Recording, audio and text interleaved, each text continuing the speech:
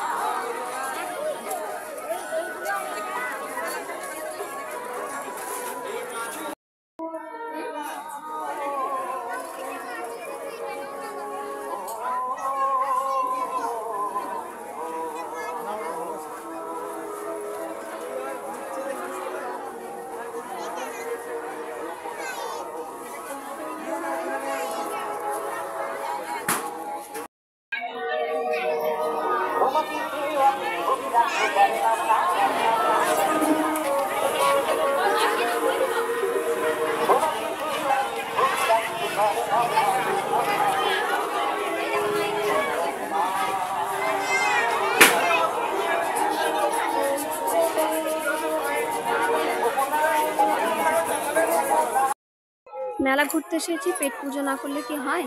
তো সবাই মিলে পেট পুজো শুরু করে দিলাম। তো ছেলে আর আমি চিকেন মোমো খাচ্ছি, আর বাবা চিকেন মোমো খাবে না, তো অন্য কিছু খেয়ে নেবে। তো আমরা চিকেন মোমোটা খেয়ে নিই। ওর বাড়ির দিকে রওনা দিয়েছি।